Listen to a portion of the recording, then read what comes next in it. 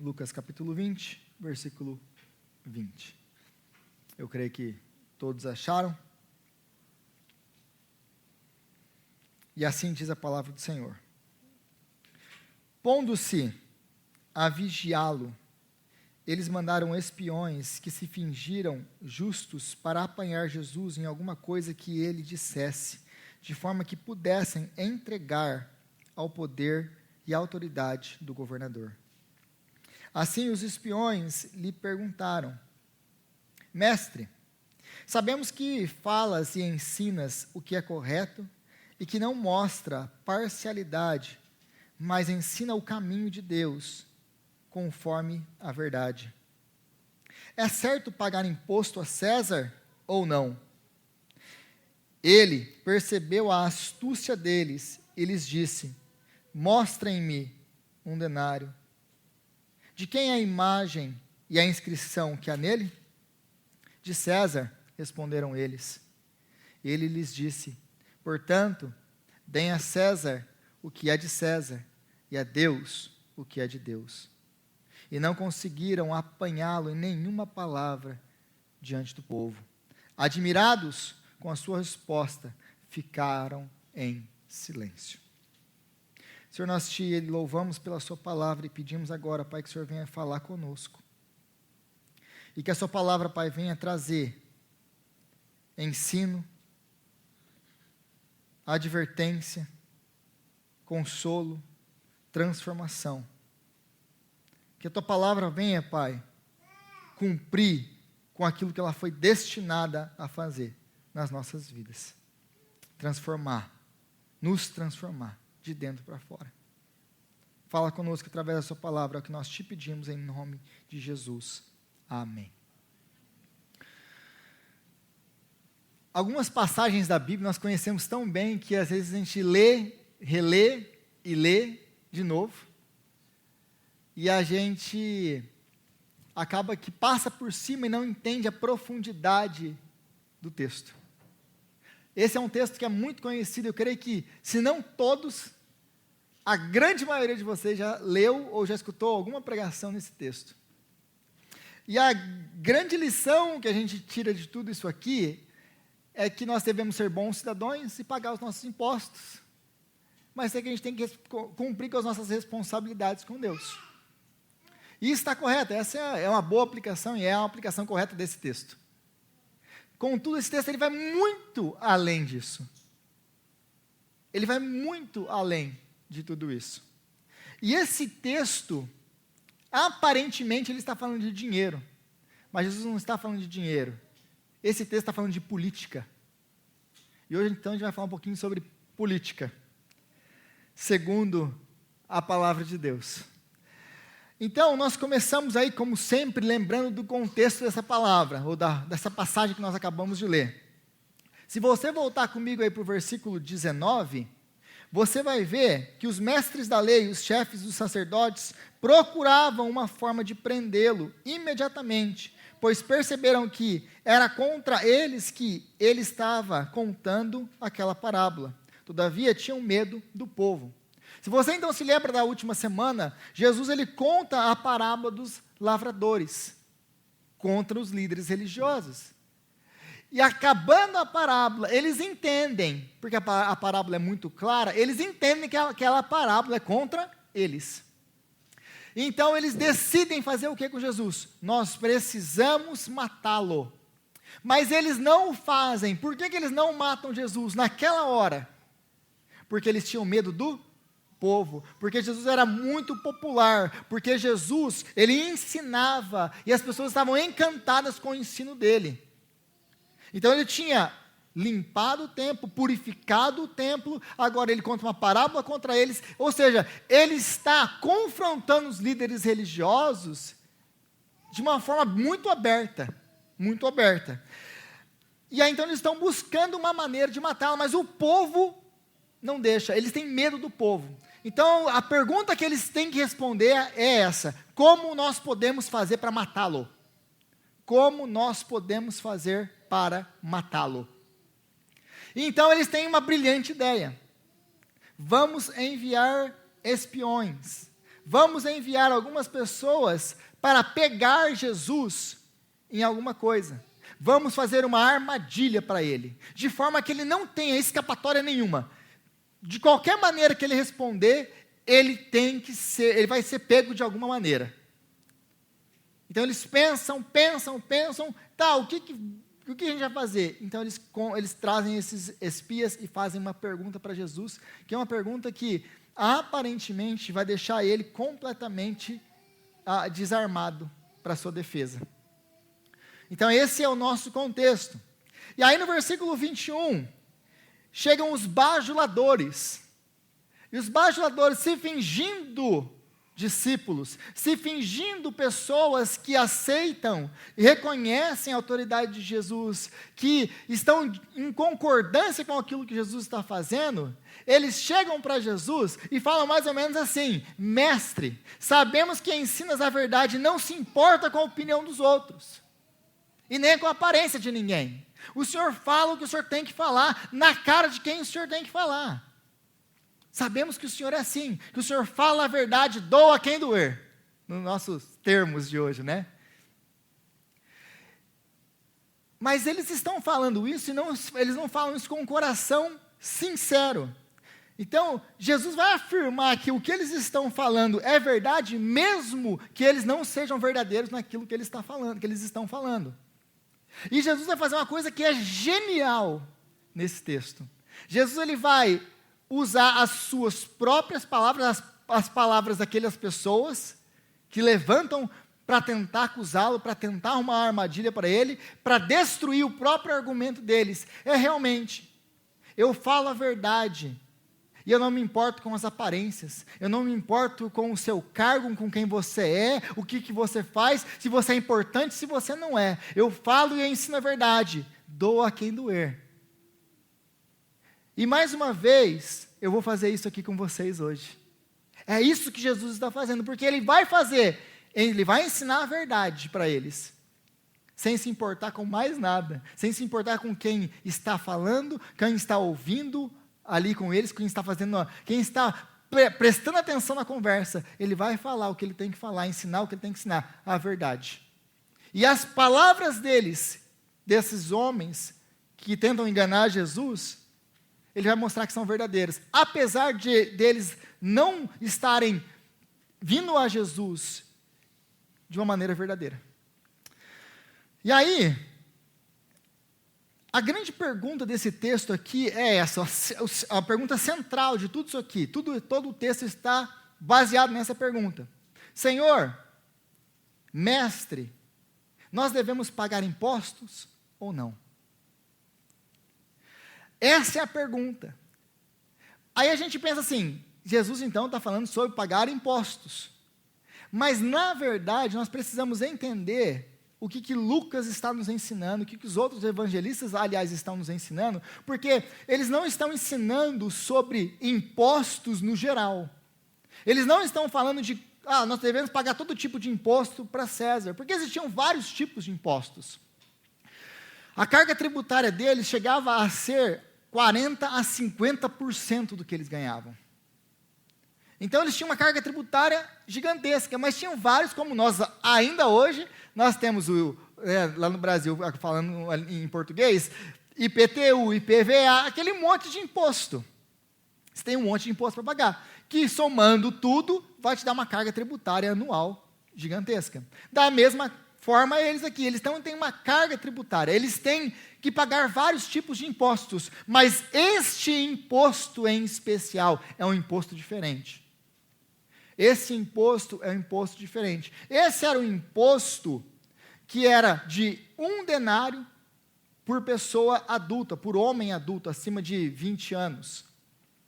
Então, ele era um imposto pequeno, né, em comparação aos outros, porque 1 denário era o equivalente, é uma moeda de prata equivalente a 1 dia de trabalho de um trabalhador braçal. Ou seja, o mínimo do mínimo do mínimo que um trabalhador receberia num dia.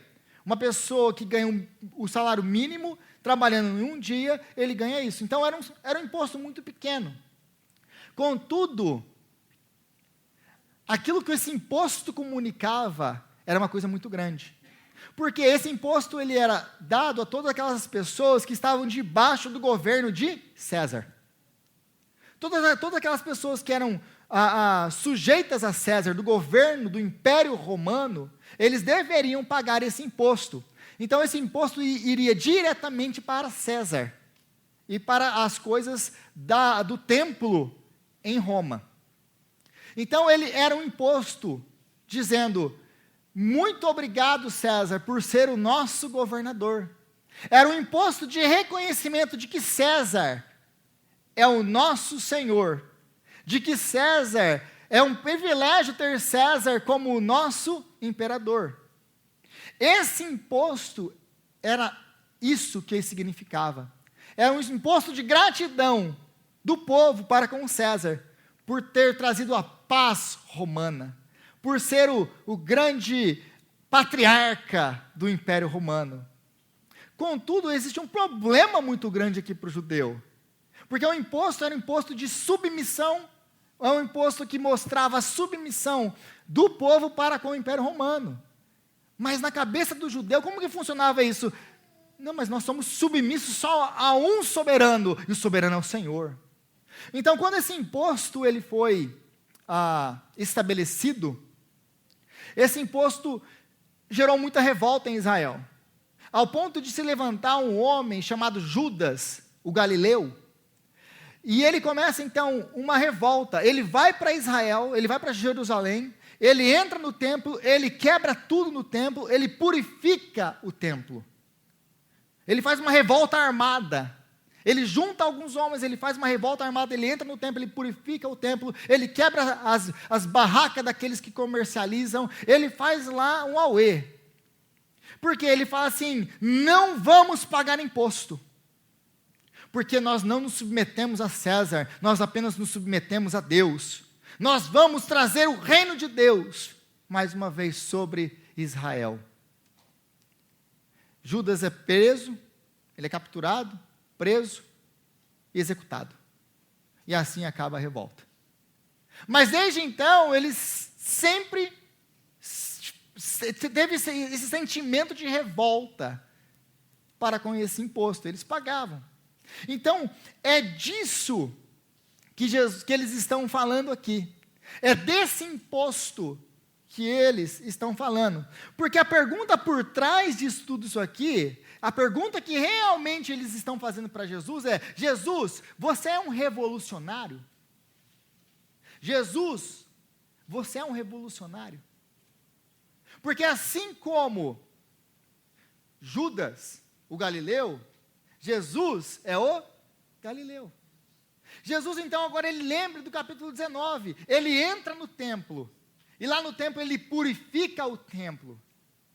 E ele diz: a casa do meu pai será chamada casa de oração, mas vocês a transformarem em um covil de ladrões.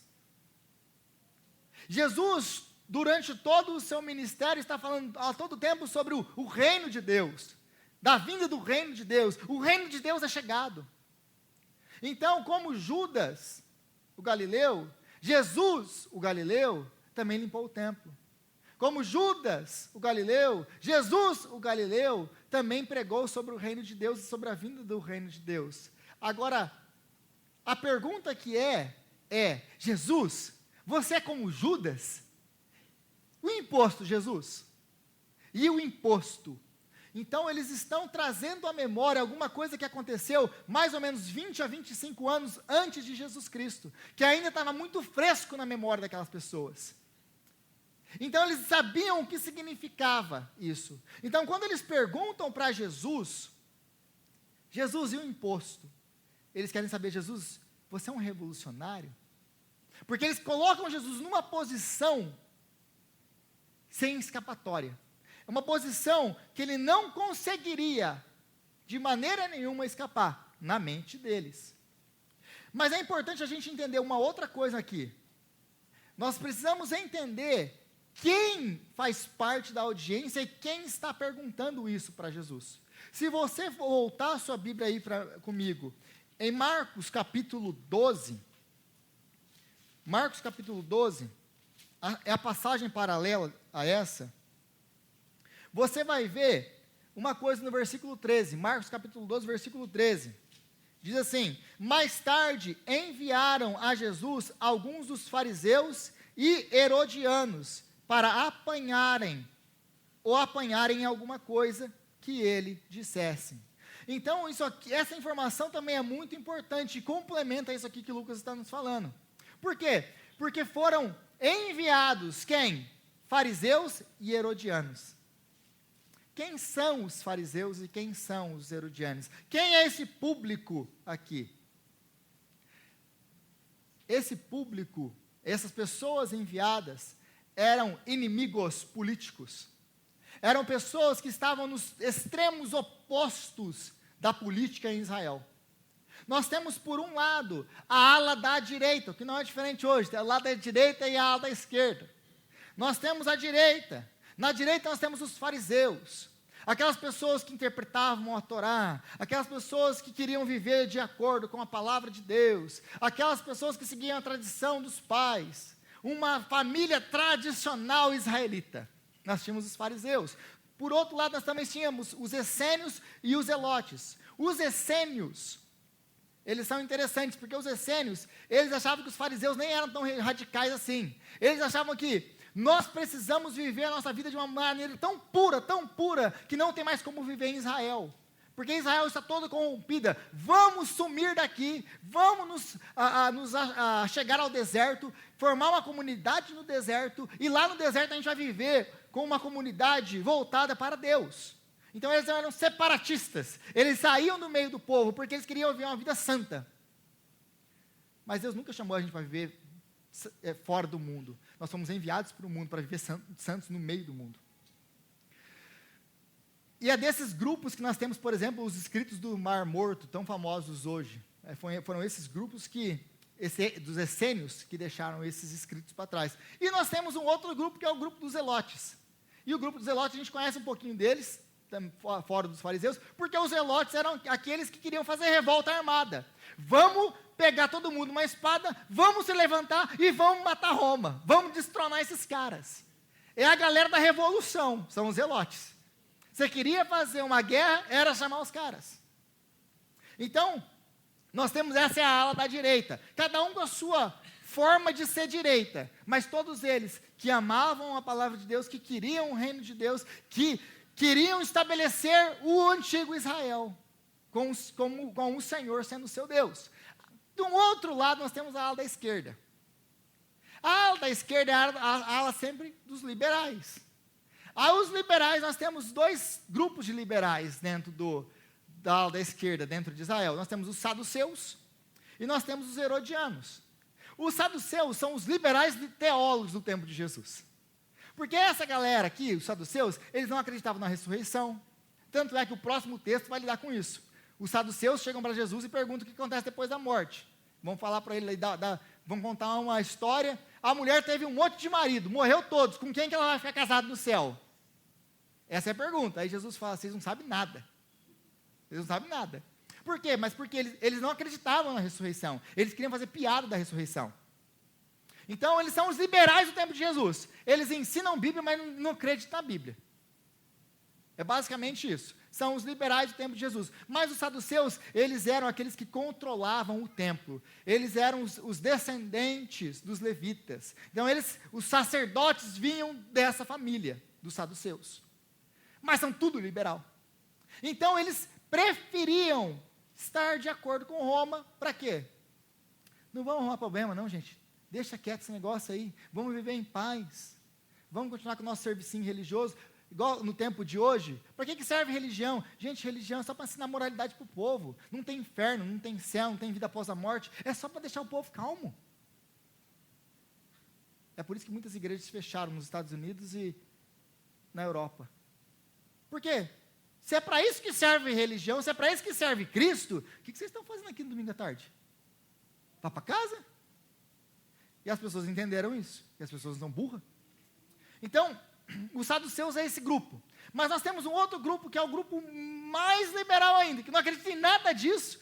E ainda é um grupo que é voltado para César. Gente, vamos abraçar o Império Romano. E vamos trazer esses costumes romanos, vamos adaptar tudo isso aqui, a gente só tem a ganhar. Larga esse negócio de torar para lá. Vamos trazer o Império Romano para Jerusalém. Que são os herodianos, a galera que é a favor do Império. Essa é a galera. Então, diante de Jesus, nós temos dois grupos distintos. A ala da esquerda e a ala da direita. Nós temos vários grupos, mas nós temos dois grupos distintos politicamente falando. Os da esquerda e da direita. Então, a pergunta deles no versículo 22 também é essa. Não é apenas se ele é um revolucionário. É essa. Jesus, de que lado político você está? Jesus, qual a sua visão política? Jesus, para quem que você vota? Na nossa linguagem hoje, eu sei que vou ofender algumas pessoas, alguns ouvidos, você é lulista ou bolsonarista? E aí, Jesus? O que você é? Essa é a pergunta para eles. Deles para Jesus. E aí Jesus entra num problema com eles. Por que ele entra num problema com eles? Porque eles querem uma resposta direta. Eles querem sim, sim, não, não, e acabou. Jesus, qual que é? Paga ou não paga? Direita ou esquerda? Você é um revolucionário ou não é? Mas Jesus, ele tem algumas coisas que ele tem que pensar antes de responder aqui. Porque existem consequências para a sua resposta. Quais são as consequências para a sua resposta? Se Jesus diz sim, paga o imposto, ele é de esquerda. É de esquerda. Olha lá, está cooperando com Roma. Olha lá, não observa e não obedece à tradição dos nossos pais.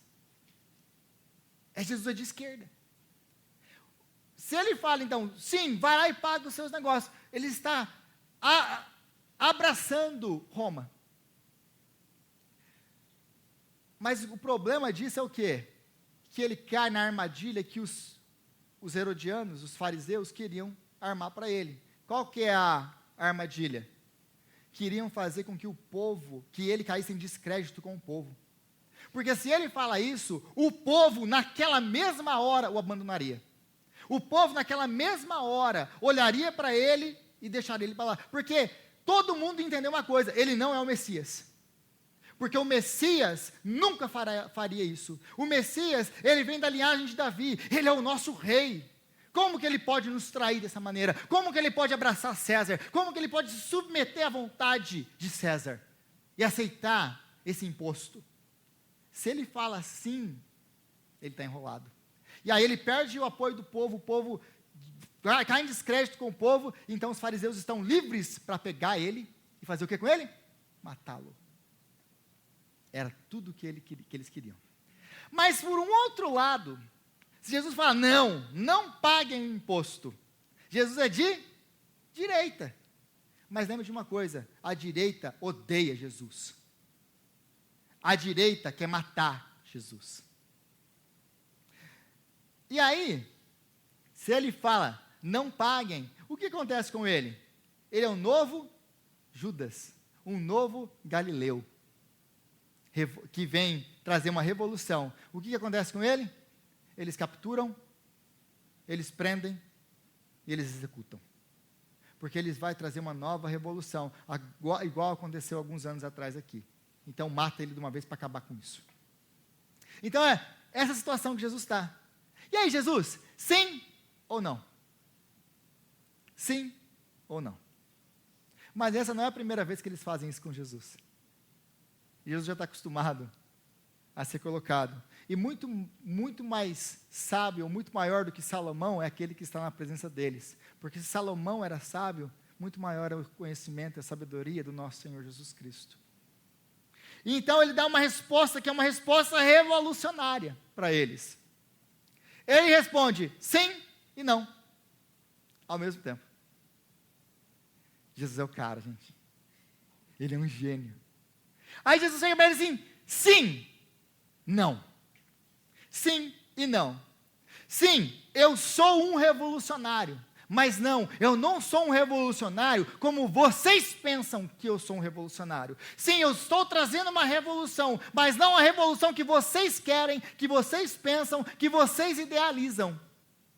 Eu estou trazendo sim o reino de Deus, mas o reino de Deus que eu estou trazendo não é o reino que vocês querem.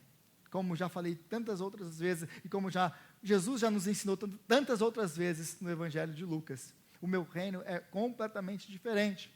Sim, eu tenho um partido político, mas não, o meu partido político não é deste mundo.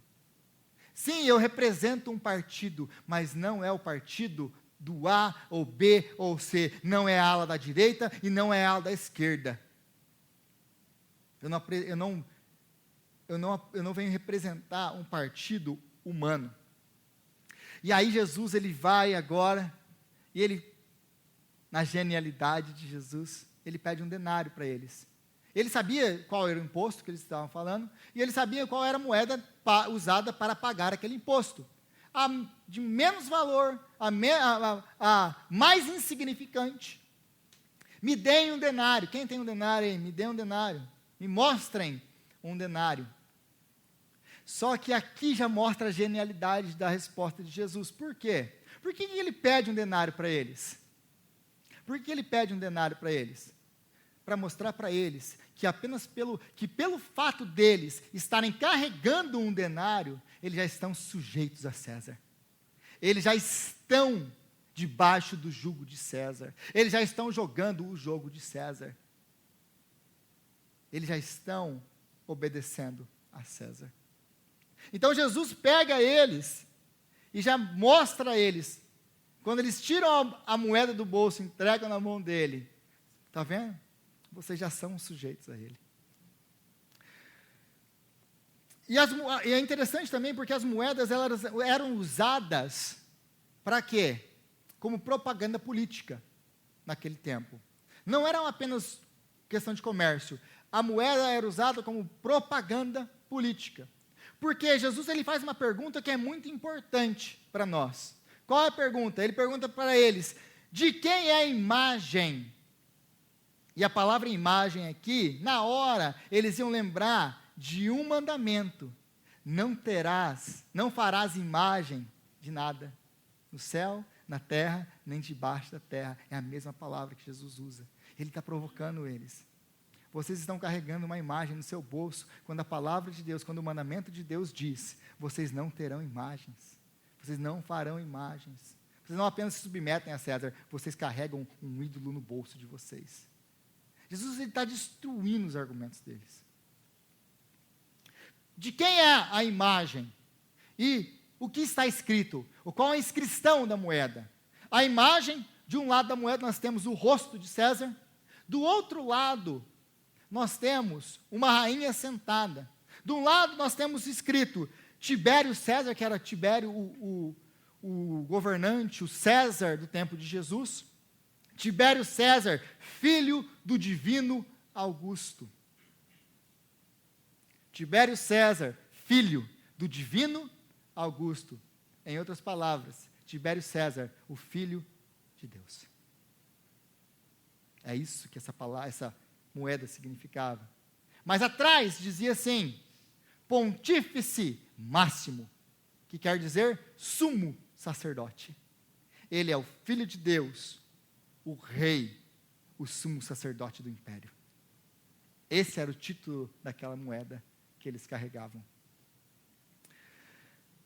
Então Jesus ele fala para eles, depois de já ter trazido tudo isso, eles entendem tudo isso que eu preciso explicar para vocês, mas eles não precisavam dessa explicação, que eles sabiam muito bem o que aquela moeda representava, o que carregar aquela moeda representava.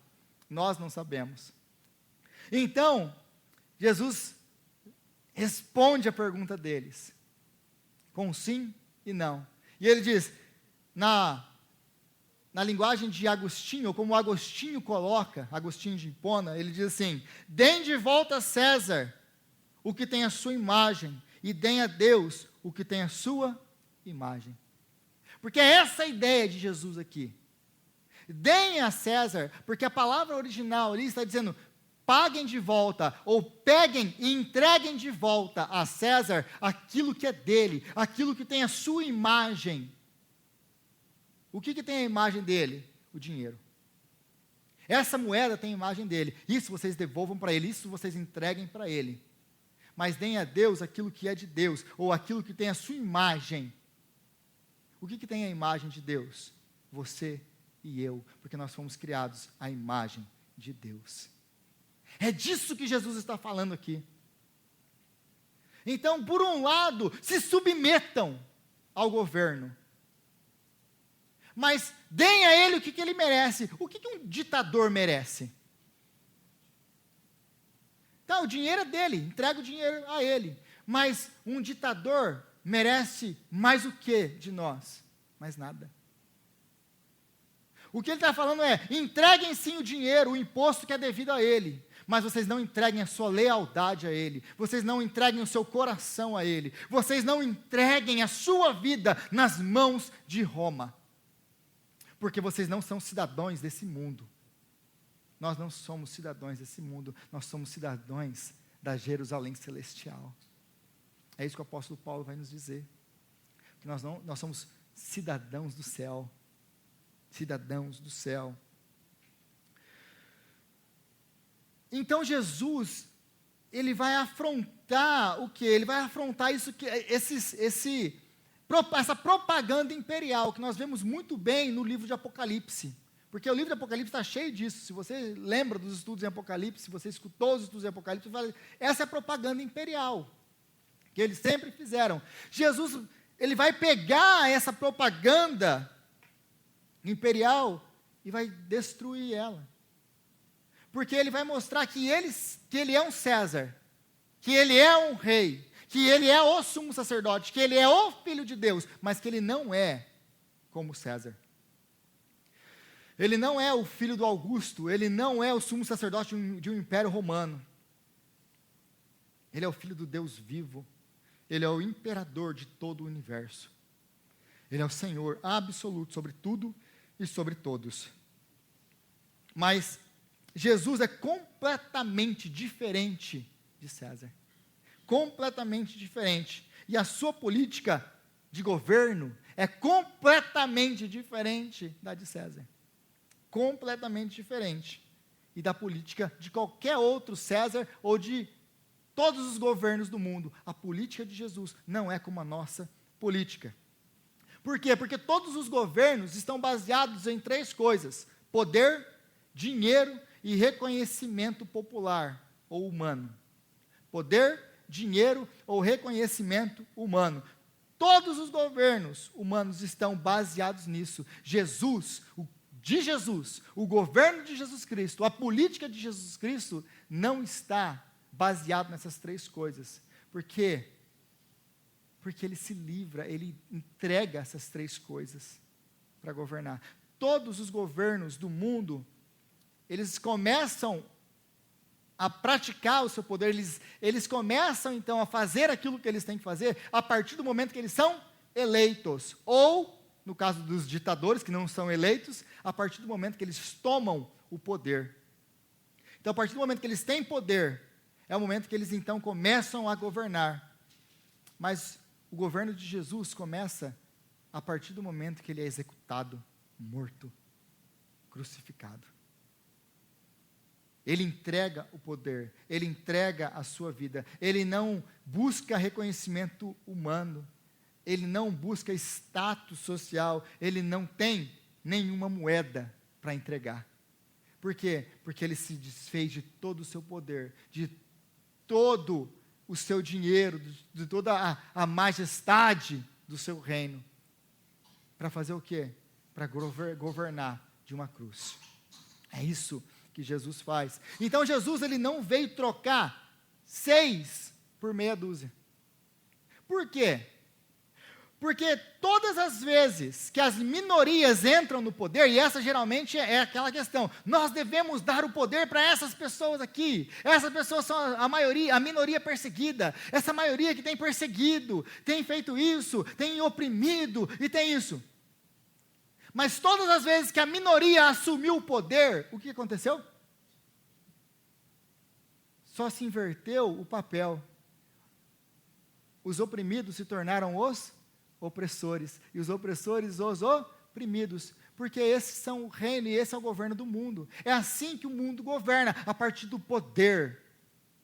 Eu junto todo mundo, a minoria que concorda comigo, coloco todo mundo no poder e todo o resto é meu inimigo e tem que morrer.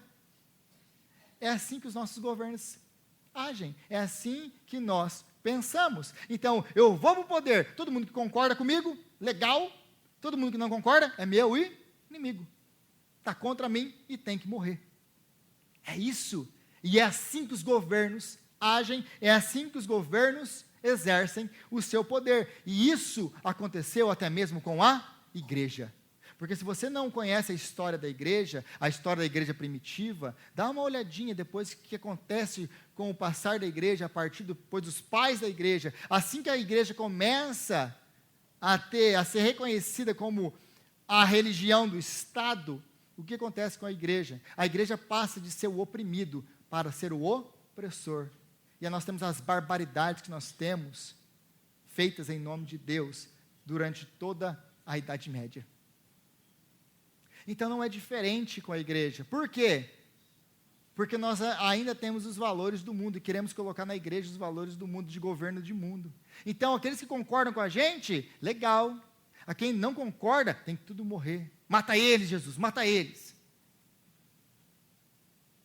Então isso sempre aconteceu. Então Jesus não veio trocar 6 por meia dúzia. Ele veio estabelecer um poder, uma política, um governo completamente diferente dos padrões humanos. Porque no reino de Jesus, ele vem e ele vem ter com os seus inimigos, para transformar os seus inimigos em amigos, para transformar os seus inimigos em filhos de Deus. Ele vem não para matar os seus inimigos, mas ele vem para morrer por eles, para que eles possam ser salvos. Quais inimigos? Você e eu, porque todos nós éramos inimigos de Deus, por natureza. Efésios capítulo 2. Então, não podemos fazer com Jesus aquele que ele nunca fez com ele. Isso aqui é muito importante. Nós não podemos fazer com Jesus aquilo que ele nunca fez com ele. O que ele nunca fez com ele, Rodrigo? Ele nunca assumiu um partido político, porque o seu reino não é deste mundo. João capítulo 18. Se o meu reino fosse desse mundo, os meus ministros já estariam aqui, o meu exército já estaria aqui, mas o meu reino não é deste mundo. Então, a pergunta do começo: Jesus, você é lulista ou bolsonarista? Nenhum dos dois. Nenhum dos dois. Jesus não tem partido político. Você e eu, nós temos partidos políticos, mas Jesus não tem partido político. Jesus não tem. Aí ele fala uma coisa que, se você parar para pensar, ele fala uma coisa que não é a pergunta deles, porque a pergunta deles é: Jesus, devemos dar imposto? Sim ou não, Jesus? É só isso que eles querem saber. Mas Jesus, ele responde, ele adiciona uma coisa que não estava no script deles. Ele adiciona Deus na conversa. E ele fala assim: deem a Deus o que é de Deus. Deem a Deus o que é de Deus. Por que Jesus coloca isso aqui? Porque a preocupação deles era com a relação deles como judeus piedosos que eles eram com o mundo. A preocupação deles: Jesus, podemos pagar o nosso imposto, ou devemos pagar o nosso imposto, uma vez que nós somos judeus piedosos, que amamos a Torá, que obedecemos a Deus, que andamos segundo a tradição dos nossos pais, como os judeus ortodoxos que somos, devemos nós, Jesus, pagar impostos? Uma vez que o imposto, Jesus, é o reconhecimento de que César é o soberano. Devemos nós, Jesus, pagar isso, fazer isso? Jesus traz então Deus para a conversa. Eles não citam Deus, Jesus traz Deus para a conversa. Então, deem a César o que é de César, mas deem a Deus o que é de Deus. Em outras palavras, vocês estão tão preocupados com César, vocês estão tão preocupados com o exterior, que vocês se esqueceram do interior. Porque o problema de vocês não é o seu relacionamento com César, é o seu relacionamento com Deus. Com Deus. Jesus, então, ele deixa claro que a verdadeira preocupação deveria ser qual é a relação deles com Deus. Jesus vai deixar muito claro isso para eles. O problema de vocês não é o relacionamento de vocês com o Império Romano. O problema de vocês é qual o relacionamento de vocês com Deus. Se preocupem com esse relacionamento, que vocês nem colocaram na equação. Eles estão preocupados demais com o Lula e com o Bolsonaro. E se esqueceram de que o que importa realmente é como está a vida deles com Deus. Porque é o que mais nós vemos hoje, essa discussão política de direita e esquerda, e eu sou isso, e eu sou aquilo, e nós vemos pessoas se xingando, maltratando, e toda essa barbaridade que a gente vê, muito longe do que um cristão deveria estar vivendo, preocupado com partidos políticos, idolatrando partidos políticos, em vez de colocar Jesus no centro, e viver para a glória de Deus, que é o nosso chamado, Nós estamos muito mais preocupados com o Bolsonaro e com o Lula do que viver para a glória de Deus. E isso é um problema, porque isso é idolatria. Então o problema para Jesus não era o externo, mas sim o interno. Não adianta nada não querer pagar imposto a César, dizendo, não vamos pagar porque nos submetemos apenas a Deus, fazendo isso apenas exteriormente. Quando na prática, nós não servimos e nem amamos a Deus. Porque na prática era isso. Nem serviam e nem amavam a Deus. E é isso que Jesus vem denunciando desde o começo do Evangelho, desde que ele começa o seu ministério. Então, Rodrigo, você está querendo dizer que crente não pode se envolver com política? Porque eu sei que a pergunta da sua cabeça é essa agora. Não, eu não estou dizendo isso. Se esse é o seu chamado, se você foi chamado por Deus para se envolver com política, se envolva com política. Porque para o crente, gente, não tem chamado que não seja santo.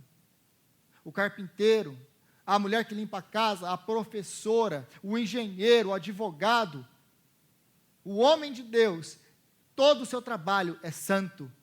Toda a vocação é santa. Se Deus chamou para isso, se envolva com isso. Eu não estou falando em nenhum lugar aqui que o crente não se envolve com política.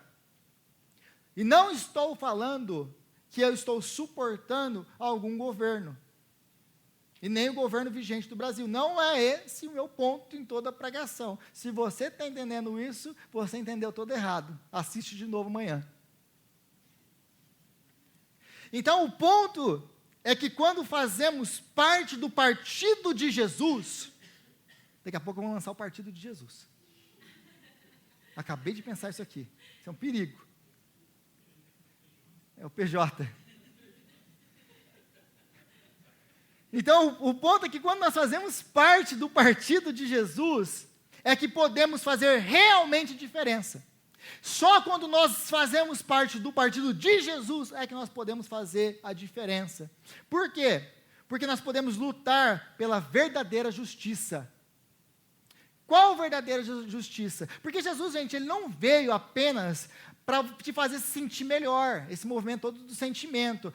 Eu sinto Jesus, hoje estava tão lindo o culto, porque eu arrepiei, porque eu chorei, porque isso, porque aquilo. Não, mas na semana passada estava ruim, porque eu não senti. Jesus não veio para te fazer para se sentir melhor, ele não veio para te fazer se sentir melhor, ele veio para te transformar e te salvar. Então, quando a gente faz parte do reino de Deus, do partido de Jesus, é que nós podemos fazer realmente diferença nesse mundo, porque aí então, e só então, nós vamos parar de buscar os inimigos no outro partido político. Nós vamos entender uma coisa, o grande inimigo não é o outro, o grande inimigo sou eu. O grande inimigo é o pecado que habita em mim. Jesus não veio para acabar com o partido político A, com o partido político B. Ele veio para transformar de dentro para fora os seus seguidores. Para transformá-los de inimigos de Deus em família de Deus. Então, quando nós entendemos as realidades do reino, Jesus é o centro da nossa vida, então e só então, que nós podemos realmente fazer diferença nesse mundo, e trazer justiça, que é justiça, E não a justiça como a justiça desse mundo. Justiça para nós. Justiça que eu creio que é justiça. Justiça que me favorece, favorece o meu grupo. Mas que todo o resto tem que morrer. E são demônios. Só que nós temos Jesus como centro da nossa vida. Quando Ele é o nosso Senhor, nós submetemos apenas a Ele, fazemos parte do partido político dEle, é que nós podemos nos envolver com política nesse mundo e fazer diferença nesse mundo e na política desse mundo. Então, o problema não é Roma. Jesus não veio mais uma vez lidar com o partido político A, B ou C. Ele não veio destronar Roma. E era isso que eles mais queriam. Era isso que eles ansiavam. Era assim que eles pensavam que o Messias teria que fazer, destronar Roma. Mas Jesus nunca veio. Aliás, gente, deixa eu falar uma coisa para você. Jesus, Deus, nunca se preocupou com a política e com os governos. Sabe por quê? Porque é Ele quem estabelece governos e quem tira. É Ele quem coloca reis e é Ele quem tira reis. É o que diz a palavra dEle. É Ele quem coloca. Então Ele não está preocupado com política. Ele não está preocupado com os governos. Porque os governos Ele coloca e Ele tira. Uns para abençoar o povo, outros para julgar o povo. É o que a palavra dEle diz. O Senhor é o soberano. Reinos se erguem, reinos caem, mas o reino do Senhor permanece para sempre. Ele é o soberano, não, independente de quem está sentado na cadeira presidencial desse país, do Brasil ou de qualquer lugar do mundo. Ele é o Senhor. Então, a igreja sempre passou por governos tiranos. Você quer um governo mais tirano do que Roma? A igreja sempre foi perseguida. A igreja sempre padeceu na mão de tiranos. O que o apóstolo Paulo fala em Romanos capítulo 13? Obedeçam às autoridades, se sujeitem a elas. A que autoridades ele está falando? De quem ele está falando? De Roma. Da autoridade que porta a espada. Porque se você faz o bem, você não tem que ter medo deles. Porque eles portam a espada e não é à toa. O apóstolo Paulo sabe muito bem do que ele está falando, porque ele vai ser decapitado pela espada romana. Para ele não é filosofia vazia. Ele não está ensinando coisa bonita, filosofia, placa de caminhão. Ele está entregando a sua vida por aquilo que ele ensina. Se submetam às autoridades, porque não tem autoridade que não seja constituída por Deus. Ponto. Então, gente, Deus ele não está preocupado com os governos A, B ou C. Deus está preocupado com você, com a sua vida, em transformar você. Essa é a preocupação de Deus. Na linguagem do apóstolo Paulo, de novo, em Romanos capítulo 8, Deus tem um objetivo na sua vida, é te transformar à imagem de Jesus Cristo. Esse é o objetivo. Deus está preocupado em tirar o domínio tirando da sua vida. Qual domínio tirando da sua vida? O do pecado. Do seu amor, da sua ganância, do seu brilho no olho pelas coisas desse mundo, que reluzem, mas não é ouro. Para focar nas coisas que não se veem, porque as que se veem são passageiras, mas as que não se veem são eternas. É esse o nosso chamado. É esse o nosso chamado. Em outras palavras, Deus está mais preocupado em te transformar do que te libertar de um governo tirano. Não sou de falar de política. Se você me conhece, sabe que esse não é o meu tema preferido. Mas essa é a palavra de Deus. E a palavra de Deus, e Deus tem um objetivo para a sua igreja, que independente do governo que nós estejamos passando, nós continuemos fiéis a Ele. Senhor, nós te agradecemos, ó Pai, pela sua palavra, que é santa e verdadeira. Te pedimos perdão, ó Deus, por todas as vezes que nós queremos colocar na boca de Jesus partido A, B ou C, porque o partido de Jesus não é desse mundo, o reino de Jesus não é desse mundo. E nós te pedimos, Pai, que o Senhor venha nos dar graça para viver a tua palavra. E misericórdia, Pai, mais uma vez, de todas as vezes que nós vivemos dando para César aquilo que é do Senhor, buscando mais o reino desse mundo e satisfazer os Césares desse mundo, do que em obedecer e ser fiéis ao Senhor. Dá-nos graça, Senhor, para viver a Tua palavra. Dá-nos graça, Senhor, para praticar a política do reino de Jesus nesse mundo, para fazermos a diferença como servos do Senhor, como embaixadores de Cristo nesse mundo que nós fomos chamados para ser. Faz isso, Senhor, é o que nós te pedimos, no nome do Teu Filho Jesus Cristo. Amém. Amém.